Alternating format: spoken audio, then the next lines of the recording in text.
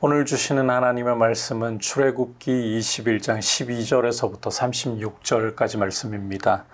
제가 12절부터 14절까지 읽도록 하겠습니다. 사람을 쳐 죽인 자는 반드시 죽일 것이나 만일 사람이 고의적으로 한 것이 아니라 나 하나님이 사람을 그의 손에 넘긴 것이면 내가 그를 위하여 한 곳을 정하리니 그 사람이 그리로 도망할 것이며 사람이 그의 이웃을 고의로 죽였으면 너는 그를 내 제단에서라도 잡아내려 죽일지니라.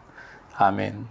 오늘 우리가 함께 살펴보려고 하는 말씀은 사람을 죽이거나 상해를 입혔을 경우, 그리고 소가 사람을 받아 죽이거나 다른 짐승을 받아 죽였을 경우에 어떻게 할 것인가, 이 형벌과 배상에 대한 말씀을 다루고 있습니다. 우선 12절에서부터 14절까지 보시면 사람을 쳐 죽일 경우에 그 고의성 여부를 먼저 따져야 한다. 고의로 죽인 자는 어떤 경우라도 반드시 죽여야 한다는 거예요. 그럴 경우 14절에서 말씀하시기를 내 제단에서라도, 하나님의 제단에서라도 잡아내려서 죽여야 된다.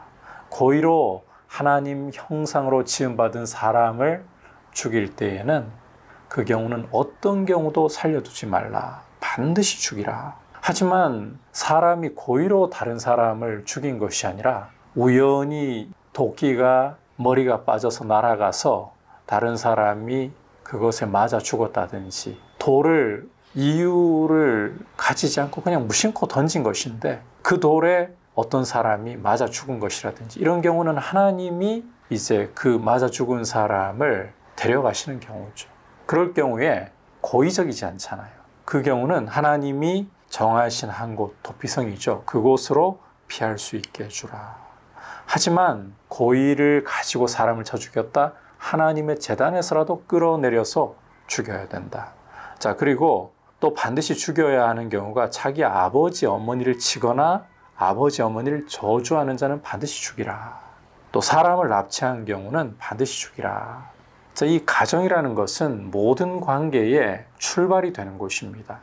하나님을 경외하는 법을 바로 부모로부터 배우고, 부모는 하나님을 반영해주는 거울 역할을 해야 합니다. 그런데 이 부모를 치거나 저주할 때 그런 패역한 자식은 반드시 죽이라는 거예요. 그렇게 함으로써 이 사회를 유지해 나갈 악을 가정에서부터 뿌리 뽑고 악을 가정에서부터 남겨놓지 않으려고 해야 된다.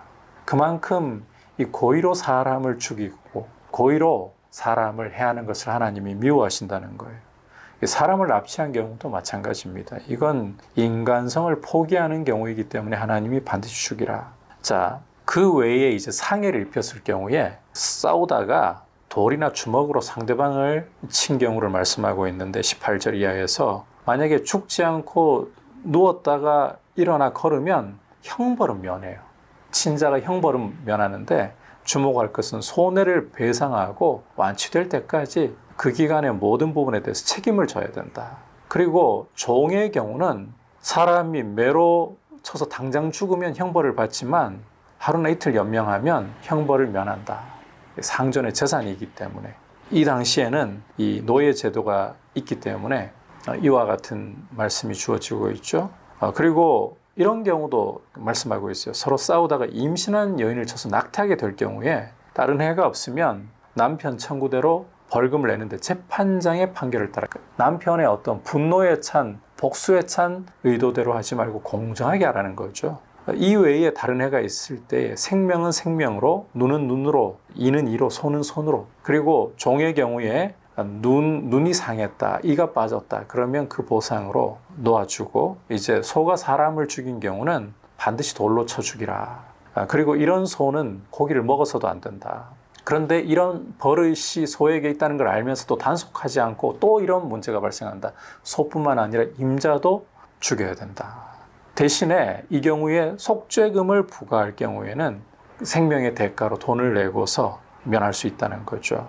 남종이나 여종을 받을 경우에는 은 30세겔로 배상을 할 수 있다. 하지만 소는 돌로 쳐서 죽여야 된다.